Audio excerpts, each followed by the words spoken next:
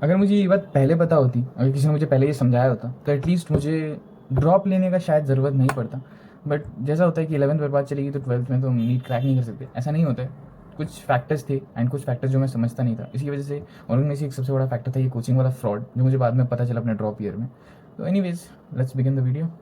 So, hey guys, welcome back to the channel. This is Shubham, a second year MBBS student at College of Medicine and JNM Hospital. So, ये video regarding एक important बात जो मैं तुम्हें share करना चाहता हूँ, जो मैंने फेस किया था अपने प्रिपरेशन के टाइम पे। देखो, अभी ऑलमोस्ट सबका रिजल्ट, ऑब्वियसली नीट का रिजल्ट निकल चुका है एंड स्टेट काउंसलिंग किसी किसी स्टेट्स में स्टार्ट हो भी चुका है। तो ऑब्वियसली तुम्हें पता चल चुका होगा कि तुम्हें कॉलेज मिलेगा या नहीं मिलेगा, क्योंकि ऑब्वियसली लास्ट ईयर से तो तुम कंपेयर कर ही सकते हो क्या था सिनेरियो, क्या नहीं था।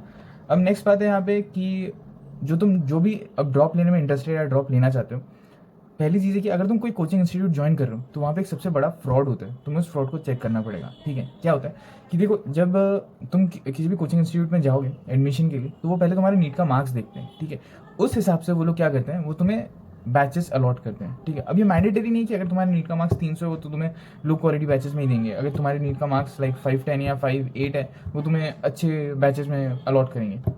वैसा ही होता है। ठीक है, अब यहाँ पे वैसा ही होता है इन द सेंस कि जो कोचिंग वाला ऐसा करते हैं, बट ये ज़रूरी नहीं है कि तुम्हें वही बैचेस लेने पड़ेंगे। तुम चाहो तो फोर्स करके दूसरे बैचेस ले सकते हो। अब यही बात बहुत से स्टूडेंट्स को पता नहीं होता है। तो ये जो भी वो लोग, मैं बताना नहीं चाहूँगा कौन सा इंस्टीट्यूट है, अब तुम समझ चुके होंगे कौन से इंस्टीट्यूट जो सर टॉप इंस्टीट्यूट्स हैं वो वैसे ही करते हैं। तो इस हिसाब में क्या होता है ना, ये लोग क्या करते हैं कि जिनका ऑब्वियसली बेस या कॉन्सेप्ट अच्छा है, वो उन्हें अच्छे टीचर्स देते हैं जो टॉप टीचर्स होते हैं। और जो पहले से जिनका 300 स्कोर है, उन्हें लग रहा है कि नहीं इनका तो बेसिक भी क्लियर नहीं होगा, तो इन्हें ऐसे नॉर्मल से बैच में दे देते हैं। और उनका क्या होता है, जो जिन्होंने 300 स्कोर किया और उन्हें लो बैच भी मिला, वो मेहनत बहुत ज़्यादा कर रहे हैं। फॉर एग्जाम्पल, वो 12 घंटे पढ़ रहे हैं एक दिन में, बट प्रॉब्लम ये हो रहा है वो कॉन्सेप्ट को ठीक से समझ नहीं पा रहे हैं, क्योंकि एक तो उनका टीचर उनकी अच्छे से हेल्प नहीं कर रहे हैं, क्योंकि वो पढ़ाई नहीं रहे अच्छे से। जैसे मैं अपना पर्सनल एक्सपीरियंस बताऊंगा, जब मैं क्लास 12th में था, जब मैंने एक कोचिंग इंस्टीट्यूट ज्वाइन किया था, तो मैंने 11th कहीं पे नहीं की थी, कोई भी कोचिंग इंस्टीट्यूट ज्वाइन नहीं किया था ना। ऑब्वियसली मेरा 11th बहुत ही ढीला गया था, 11th मैंने अच्छे से किया नहीं था। तो इन्होंने तो मुझे पता नहीं था, तो इन्होंने मुझे एक वीक बैच में दे दिया। और उस वीक बैच में टीचर्स ऐसे आते थे, उनमें से एक जो केमिस्ट्री टीचर था, पढ़ाने से ज़्यादा वो पॉलिटिकल बातें ज़्यादा करता था एंड वो एथिक्स सिखाया जाता था हमें। इंस्टेड उसने फिजिकल केमिस्ट्री एक महीने का, सॉरी 1 साल का कोर्स था, तो उसने फिजिकल केमिस्ट्री 6 महीने पढ़ा है क्लास 12th का। एंड ऑर्गेनिक और इनऑर्गेनिक केमिस्ट्री उसने मुश्किल से 2 महीने में ख़त्म कर दी। That was it. तो इस चीज़ से मेरे केमिस्ट्री बहुत ही ज़्यादा हैम्पर हुआ। सेम फॉर फिजिक्स तभी ठीक था। बायोलॉजी एंड बॉटनी तो बहुत ही बेकार था, क्योंकि वो सिर्फ आके बीजेपी वर्सेस कांग्रेस वगैरह यही है, एंड इसमें टाइम चला जाता था। तो फिर मुझे ये बाद में एक सीनियर ने मुझे बताया, मैंने उनसे बात की थी कि क्या करना चाहिए। जिस साल मैंने ड्रॉप लेने का सोचा, तो उन्होंने मुझे कहा कि देख, बहुत सारे बैचेस होते हैं, ठीक है, जो अच्छे होते हैं, और कुछ बैचेस होते हैं तो बेकार होते हैं। तुझे जाना है, जब तू एडमिशन लेगा तो तुझे ओपनली क्लियरली है ना कि मुझे ये टीचर्स चाहिए या फिर मुझे ये वाला बैच चाहिए, तभी मैं एडमिशन लूँगा, वरना नहीं चाहिए मुझे। ठीक है, क्योंकि उसके अलावा तेरे पास ऑनलाइन प्लेटफॉर्म्स अवेलेबल है, तुझे ऑनलाइन पढ़ना पड़ेगा और मेहनत तुझे थोड़ी ज़्यादा करनी पड़ेगी, क्योंकि ऑब्वियसली ऑफलाइन में इंटरेक्शन होता है और एक कंपटीशन का सेंस आता है कि साइड में और बच्चे बैठे हैं, टीचर क्वेश्चन पूछ रहा है, तो तुम्हें कंपटीशन का सेंस आता है, प्लस तुम डाउट क्लियर भी ईजिली कर पाते हो। वो अलग बात है, वो डिफरेंट थिंग है कि ऑनलाइन और ऑफलाइन में क्या डिफरेंसेस है। नेक्स्ट चीज़ है यहाँ पे कि टीचर्स जो है वो जानते कि कैसे टाइप ऑफ क्वेश्चन नीट में आते हैं और कैसे मुझे इस बच्चे को पढ़ाना है कि ताकि इसे समझ आ जाए इसे। ठीक है, तो मैंने जब उस कोचिंग इंस्टीट्यूट में एडमिशन लिया था अपने ड्रॉप ईयर के लिए, तो मैं गया, मैंने डायरेक्ट बोला कि मुझे ये वाले टीचर्स चाहिए एंड अच्छा बैच चाहिए। तो उन्होंने पहले मुझे इनिशियली कहा कि नहीं मिल पाएगा, कि क्योंकि फिलअप हो चुका है, सारे सीट्स फिलअप हो चुके हैं, तो यस सॉरी, आपको ये वाला बैच ही लेना पड़ेगा। मैंने कहा नहीं चाहिए मुझे। ठीक है, अगर आप ये वाला बैच दोगे तो मुझे नहीं चाहिए, थैंक यू। जस्ट अगर ये बैच पॉसिबल होता है तो आप मुझे कॉल बैक कर सकते हो। पापा ने भी वही कहा उनसे कि ठीक है, नहीं मेरे बेटे को ये वाला बैच नहीं चाहिए, तो आप छोड़ दीजिए। तो देखो कन्विंसिंग भी नहीं, टीचर्स तो सारे अच्छे होते हैं, टीचर ऐसे बेकार नहीं होते हैं, ये होता है वो होता है, इसमें देखो ये कॉन्सेप्ट अच्छे से क्लियर होगा तो मैंने नहीं होगा। एंड वहाँ पे सबसे ज़्यादा क्या बोलूँ, हंसी वाली चीज़ थी कि they were giving me the same chemistry teacher जो मुझे क्लास 12th में मिला था। और मुझे तो तब तक पता चल चुका था कि ये केमिस्ट्री टीचर अगर मेरा ड्रॉप ईयर में भी आया तो बर्बाद है, मुझे फिर से ड्रॉप लेना पड़ेगा और ऐसे करके ड्रॉप लेते ही जाना पड़ेगा। ठीक है, अपने गोल तक पहुंच नहीं पाऊंगा मैं, क्योंकि ऑब्वियसली हेल्प चाहिए। नीट कोई अकेली वाली चीज़ नहीं कि तुम अकेले पढ़ के पूरा कर दोगे। सेल्फ स्टडी में भी तुम्हें इनफैक्ट किसी बुक्स की हेल्प चाहिए होती है या फिर कोई ऑनलाइन वीडियोस तुम देखते हो। ऐसा नहीं है सेल्फ स्टडी सिर्फ तुम खुद से ही पढ़े जा रहे हो और हो गया, ऐसा नहीं होता है। ठीक है, क्योंकि नीट में एक कंबाइंड एफर्ट लगता है।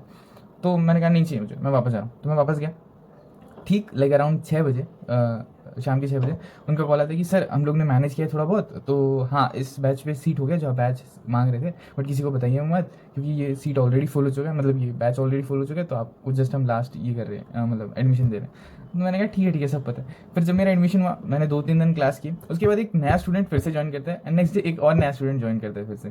तो the thing is like batches कभी फुल नहीं होते हैं, ठीक है। अगर फुल हो भी गए तो ये लोग ज़बरदस्ती लोगों को घुसा भी देते हैं उस बैच में अगर कोई डिमांड करते हैं तो, क्योंकि एट द एंड इनको सिर्फ पैसों से मतलब है और किसी चीज़ से मतलब नहीं है। दे डोंट केयर कि अगर तुम्हारा सिलेक्शन होगा नहीं होगा, तुम्हारा क्या फेज है, कितना नंबर ऑफ ड्रॉपर हो तुम लोग, कितने बार तुमने ड्रॉप दे रखा है, तुम्हारे फैमिली सिचुएशन क्या है। All they need is money. तुम्हारा सिलेक्शन हो ना हो या तुम डिप्रेशन में जाओ, हमें कुछ फ़र्क नहीं पड़ता।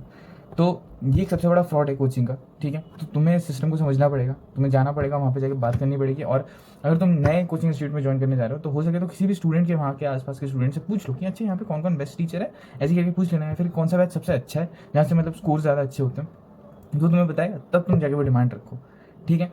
तो ये मेनली ड्रॉपर वाले केसेस में मैंने देखा था, क्योंकि जो 11th-12th वाला बैच होता है वहाँ पे तो स्टार्टिंग में 11th में अच्छे टीचर्स मिलते हैं, ठीक है। फिर एक रीशफलिंग एग्जाम होता है, उसमें फिर डिसाइड होता है कौन सा स्टूडेंट कहाँ पे जाएगा। बट इन ड्रॉपर वाले सिनेरियो में ये वाला केस मैंने बहुत ज़्यादा देखा है, ठीक है।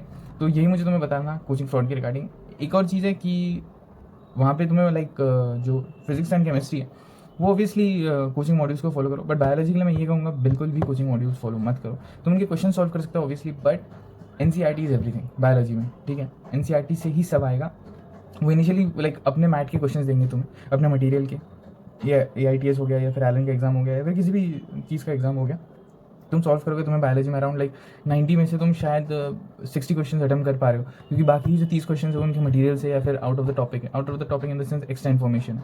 तो उनको लेके घबराना नहीं है, थोड़ा बहुत उनको मार्क करके रखो, मिस्टेक कॉपी में नोट डाउन करते रखो जो क्वेश्चन पेपर में ही आया, क्योंकि उससे बाहर लाइक NDA भी नहीं पूछते हैं। NDA को भी इतना कुछ जानकारी नहीं चाहिए कि ये वो, उन्हें सिर्फ NCERT रिलेटेड ही बायोलॉजी में पूछना है। तुम चाहे तो पेपर देख सकते हो लास्ट फ्यू 5 ईयर्स के, तो तुम्हें खुद आंसर पता चल जाएगा कि बायोलॉजी के लिए एटलीस्ट NCERT ही फॉलो करना है, ठीक है। तो मुझे ये कोचिंग फ्रॉड तुम्हें बताना था, इससे लाइक बच के रहना, ठीक है। क्योंकि जब तुमने ड्रॉप लेने का फैसला कर लिया तो ये बहुत ही ज़्यादा क्रूशियल ईयर है तुम्हारा, इस पर अच्छे से तुम्हें फोकस करना है, ठीक है। तो मिलते हैं नेक्स्ट वीडियो में, तब तक के लिए goodbye, take care and Tata.